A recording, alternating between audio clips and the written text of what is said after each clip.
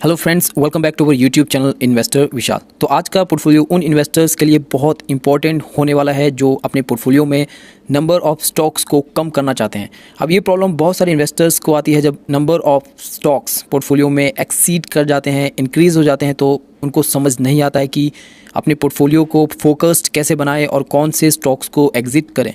तो सबसे पहले पोर्टफोलियो को समझ लेते हैं। इसमें 31 स्टॉक्स की होल्डिंग है और 27 लाख रुपीज़ इसमें इन्वेस्ट किए गए हैं। अभी तक इनको 10% रिटर्न्स मिल चुके हैं। 2.8 लाख रुपीज़ का प्रॉफिट है और जो करंट वैल्यू है पोर्टफोलियो की 30.5 लाख रुपीज़ है। अब इन्वेस्टर के माइंडसेट को समझ लेते हैं। तो लास्ट 3 ईयर्स में ये पोर्टफोलियो बनाया गया है और उस बेसिस पे रिटर्न्स सिर्फ 10% है, जो कि बहुत कम है क्योंकि 17 लाख 2023 में निवेश किया गया है। इनकी एज बहुत कम है, 26 ईयर, और इनकी जो एक्सपेक्टेशन है 20 to 25% CAGR लाना चाहते हैं। होल्डिंग पीरियड इनका 8 ईयर्स के लिए है, मतलब 2030 तक मान लेते हैं कि होल्ड करना चाहते हैं हमारे इन्वेस्टर, और हाई ग्रोथ पोर्टफोलियो बनाना चाहते हैं। अब इनके कुछ क्वेश्चंस हैं जो कि उनको वीडियो के एंड तक उनका जवाब मिल जाएगा। तो पोर्टफोलियो को सबसे पहले समझ लेते हैं। लेकिन अगर चैनल को सब्सक्राइब नहीं किया है तो कर लीजिए, और अगर आप भी अपने पोर्टफोलियो को रिव्यू करवाना चाहते हैं तो आप हमें डिटेल्स भेज सकते हैं। ईमेल आईडी आपको नीचे डिस्क्रिप्शन में मिल जाएगी। अब फर्स्ट स्टॉक है Bajaj finance. 3.7 lakh rupees invest किए गए हैं। 1 लाख रुपए का प्रॉफिट बन चुका है। 27% रिटर्न्स मिले हैं। अब इस स्टॉक को जिस प्राइस पे और वैल्यूएशन पे बाय किया गया था, ये शेयर अभी उस प्राइस से भी काफ़ी सस्ते प्राइस पे मिल रहा है। मतलब इसकी जो वैल्यूएशन है वो अभी बहुत कम है जिस वैल्यूएशन पे इन्होंने लिया है। तो अगर आप इस स्टॉक में एलोकेशन बढ़ाना चाहते हैं तो बिल्कुल सही टाइम है, क्योंकि इसकी जो प्राइस टू अर्निंग रेशो है वो पहले 100+ थी, जो कि अभी सिर्फ 40 है। तो काफ़ी सही टाइम है एलोकेशन इंक्रीज़ करने का इस स्टॉक में। तो आपको फ्यूचर में इसमें अच्छा CAGR मिल जाएगा, आप इसमें कंटिन्यू कर सकते हैं। नेक्स्ट स्टॉक है डीमार्ट। इसमें एलोकेशन बजाज फाइनेंस से कम है, 2.6 लाख है और रिटर्न्स 9% मिले हैं। अब क्या ये स्टॉक पोर्टफोलियो में होना चाहिए, क्योंकि इनका मेन फोकस सिर्फ CAGR है। तो आप समझ लीजिए कि 2002 में जब इस कंपनी के स्टोर्स की चेन शुरू हुई थी तब इनके पास सिर्फ एक स्टोर था, लेकिन इंक्रीज़ होते होते 2022 तक 90 स्टोर्स इन्होंने बना लिए हैं और इनका जो टारगेट है 200 स्टोर्स का है 2025 तक। अब इनके स्टोर्स में जो एवरेज रेवेन्यू है पर स्टोर का वो 476 करोड़ का है। अगर 1 साल का हम टोटल लें तो 90 स्टोर्स में आप देख सकते हैं कि 42,000 करोड़ का प्रॉफिट लेके आ रहे हैं। तो जैसे ही नंबर ऑफ स्टोर्स 200 पहुंच जाएंगे, जो कि इनका टारगेट है 2025 तक, तो 95,000 करोड़ रुपीज़ तक का टारगेट अचीव कर सकते हैं, या हो सकता है कि उससे भी ज़्यादा प्रॉफिट इनको बने। तो नेक्स्ट 2 ईयर्स में बिजनेस डबल हो जाएगा। तो इसमें एलोकेशन सही है, कंटिन्यू कर सकते हैं। नेक्स्ट स्टॉक है रिलैक्सो। 1.96 लाख रुपीज़ की इन्वेस्टमेंट है, 7% का घाटा हुआ है।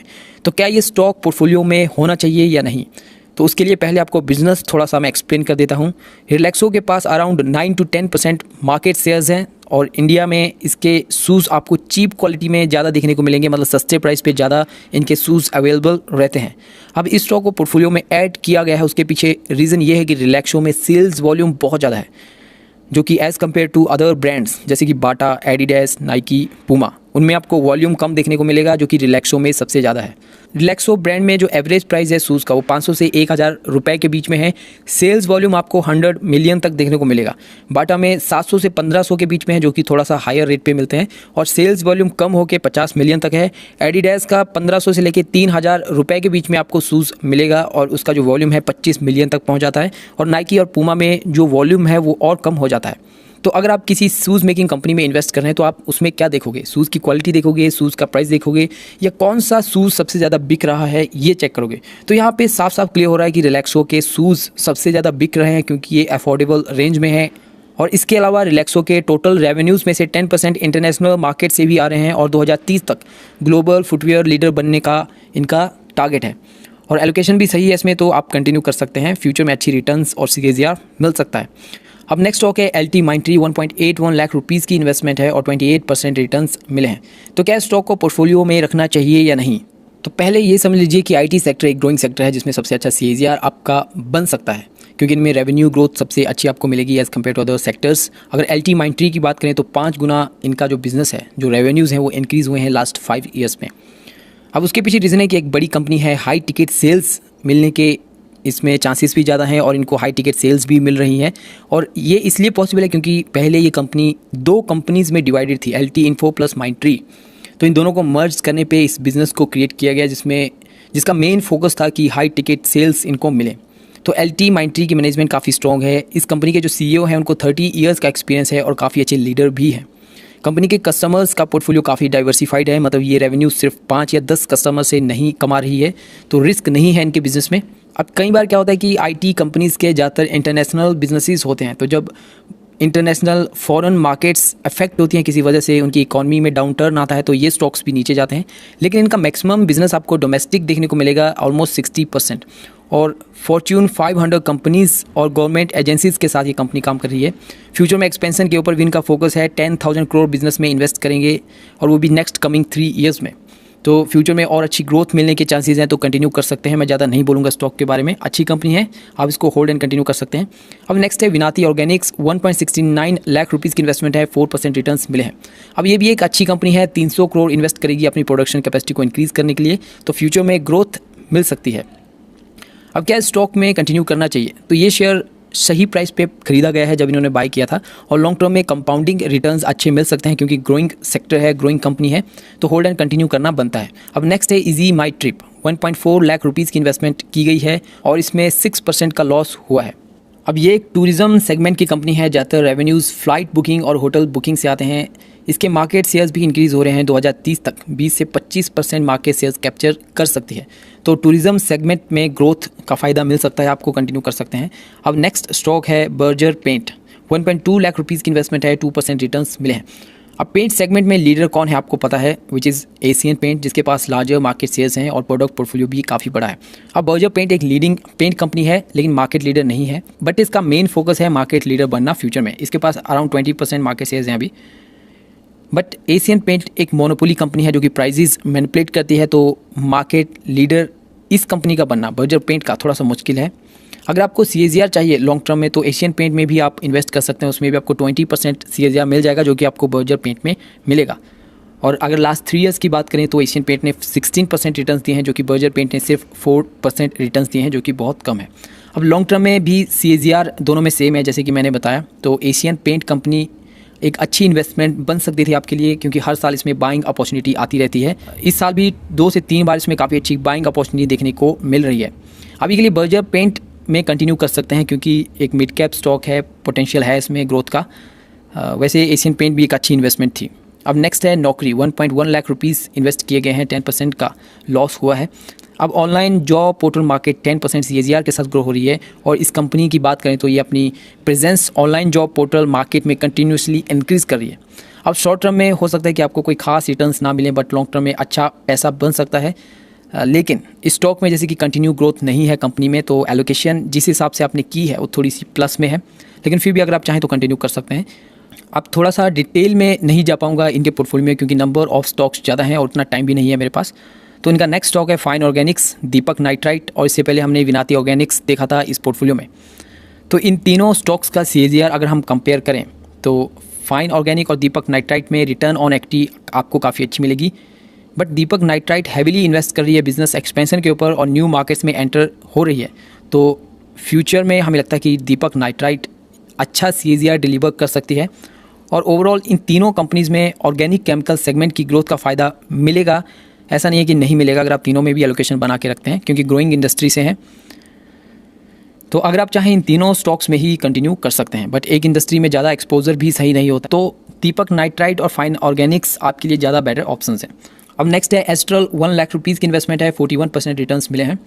अब ये स्टॉक लॉन्ग टर्म में अच्छा CAGR बना के दे सकता है, तो कंटिन्यू कर सकते हैं, कोई इशू नहीं है।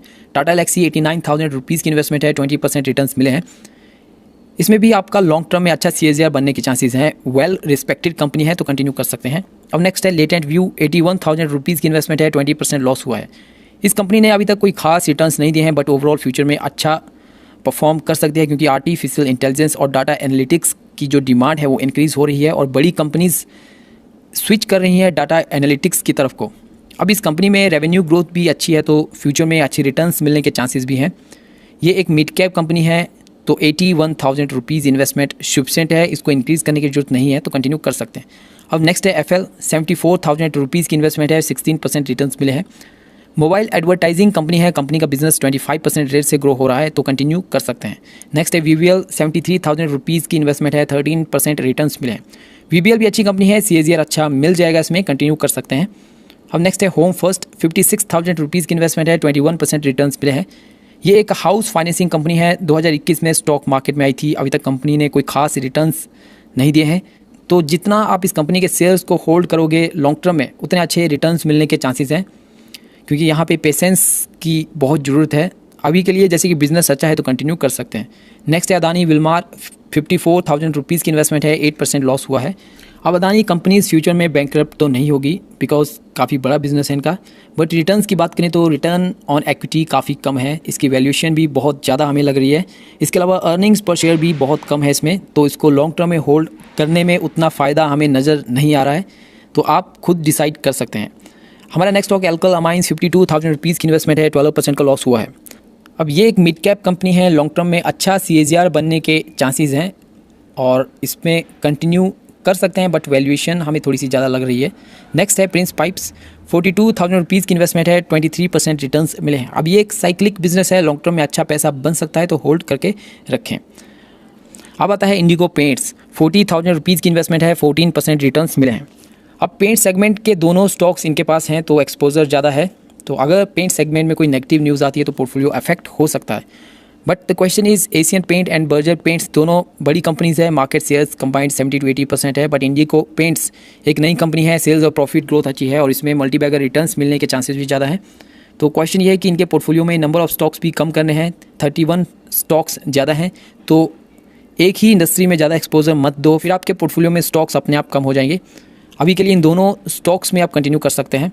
अब नेक्स्ट स्टॉक है इन्फोबीन, अच्छी कंपनी है, एलोकेशन भी सही है क्योंकि स्मॉल कैप स्टॉक है, कंटिन्यू कर सकते हैं। नेक्स्ट है कैमक्रुक्स, 35,000 रुपीज़ की इन्वेस्टमेंट की गई है, रिटर्न्स नहीं मिले अभी तक कोई खास, और कंपनी के रेवेन्यूज़ 2015 में जो थे, तो आज की डेट में कोई खास बड़े नंबर्स कंपनी ने नहीं बना के दिए हैं रेवेन्यूज़ के, तो रिस्क किया गया अमाउंट थोड़ा सा सरप्लस भी हमें लग रहा है, और फ्यूचर में ग्रोथ तो है क्योंकि बल्क ड्रग इंटरमीडिएट्स का बिजनेस ग्रोइंग है, लेकिन फिर भी एलोकेशन ज़्यादा है तो एलोकेशन कम कर लीजिए। नेक्स्ट है हैप्पीएस्ट माइंड, स्ट्रॉन्ग कंपनी है, इन्वेस्टेड अमाउंट 34,000 रुपीज़ है, जो कि एक मिड कैप स्टॉक के लिए सही है, बट अगर चाहें तो मिड कैप में भी रिस्क ले सकते हैं, 1 लाख रुपीज़ तक इसमें भी इन्वेस्ट कर सकते हैं। ओवरऑल हैप्पीएस्ट माइंड एक अच्छी कंपनी है, फ्यूचर में आपको अच्छी मल्टीबैगर रिटर्न्स मिल सकती हैं, लेकिन इसमें जो एलोकेशन की गई है वो बहुत कम है, तो कंटिन्यू कर सकते हैं। अब नेक्स्ट स्टॉक्स है डिक्सन, डिविस लैब, सोनाकॉम्स, पॉलीकैब, केसॉल्व्स, सिग्मा। अब ये सभी कंपनीज ठीक ठाक हैं, बट क्वेश्चन ये है कि इन्वेस्टेड अमाउंट कुछ कंपनीज में कम क्यों है। अब पॉलीकैब में CAGR अच्छा मिल सकता है, स्ट्रॉन्ग कंपनी है, बट इन्वेस्टेड अमाउंट कम है।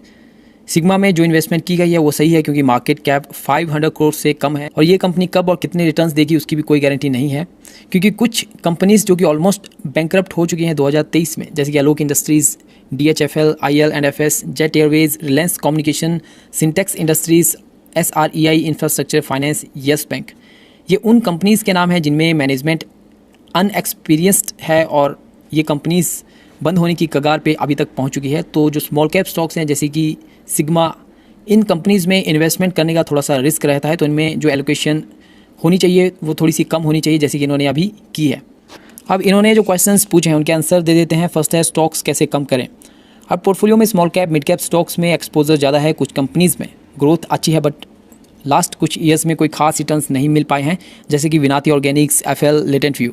तो इन स्टॉक्स को होल्ड करने के अलावा और कोई ऑप्शन नहीं है। अब मेरे अकॉर्डिंग नंबर ऑफ स्टॉक्स ज़्यादा नहीं है क्योंकि एलोकेशन सब में सही दी गई है। कुछ कंपनीज़ में एलोकेशन ज़्यादा भी दे सकते थे, जैसे कि पॉलीकैब, और कुछ स्टॉक्स जिनमें ग्रोथ स्टेबल नहीं है, जैसे कि नौकरी, इनमें एलोकेशन ज़्यादा दी गई है।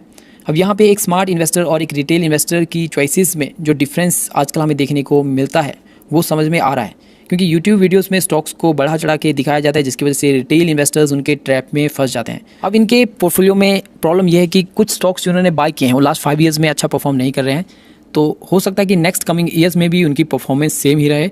तो अपॉर्चुनिटी लॉस को कम करने के लिए आप 70% एलोकेशन ग्रोइंग कंपनीज़ में कर सकते हैं और 30% स्मॉल कैप कंपनीज़ में कर सकते हैं। अब इनका दूसरा क्वेश्चन है कि कैम्स, अदानी विल्मार और अल्कला माइंस को सेल करके हिंदुस्तान फूड्स में होल्डिंग बनानी है। तो पहले ये समझ लेते हैं कि जैसे कैम्स हो गई, इसमें 2021 के बाद कोई खास CAGR नहीं बन पाया है। एल्कल अमाइंस, इसकी पी रेशो बता रही है कि ये स्टॉक अभी ओवर प्राइस्ड है। अदानी विल्मार, इसमें कोई खास डोमेस्टिक इंस्टीट्यूशंस इंटरेस्टेड नहीं है, तो फ्यूचर में हो सकता है कि 3-4 नेक्स्ट कमिंग ईयर्स में कोई खास रिटर्न्स देखने को ना मिले। अब इन्होंने कहा है कि हिंदुस्तान फूड्स में होल्डिंग बनानी है, लेकिन अगर इस कंपनी को हम चेक करें तो कॉन्ट्रैक्ट मैन्युफैक्चरिंग का बिजनेस है और इस बिज़नेस में रिस्क ज़्यादा है, तो एलोकेशन ज़्यादा नहीं कर सकते हैं। 20 to 30,000 रुपीज़ इनफ हैं। बैंकिंग स्टॉक्स में आपको डिविडेंड मिल सकता है और हमारी इकोनॉमी ग्रोथ का फ़ायदा भी मिलेगा। तो एल्कल अमाइंस, कैम्स और अदानी विल्मार सेल करके आप कुछ बैंकिंग स्टॉक्स रख सकते हैं पोर्टफोलियो में, जैसे कि HDFC बैंक अभी सही प्राइस पे मिल रहा है। तो कौन से 10 स्टॉक्स आपको एग्जिट करने हैं? तो एक इंडस्ट्री में जिसमें ज़्यादा एक्सपोजर है, उसमें से जो स्टॉक्स अच्छे परफॉर्म नहीं कर रहे उनको अभी के लिए आप हटा सकते हैं। और जो ग्रोइंग स्टॉक्स हैं, अच्छी कंपनीज़ हैं जिनमें रेवेन्यू ग्रोथ सही है और आपका अच्छा पैसा बन रहा है, लेकिन वो कंपनीज़ अभी अंडर वैल्यूड है, सस्ते प्राइस पे मिल रहे हैं, उनमें आप एलोकेशन इंक्रीज़ कर सकते हैं। और अगर आप अपना पोर्टफोलियो ट्रांसफ़र करना चाहते हैं तो आप अपनी डिपॉजिटरी में लॉगिन करके वहाँ से आप अपने पोर्टफोलियो को ट्रांसफ़र कर सकते हैं किसी दूसरे ब्रोकर के पास। बहुत ईजी और सिंपल प्रोसेस है, आप यूट्यूब पर देख सकते हैं। तो आपको हमारा आज का वीडियो कैसा लगा, हमें कॉमेंट करके जरूर बताएं। तो मिलते हैं नेक्स्ट वीडियो में। Thanks for watching.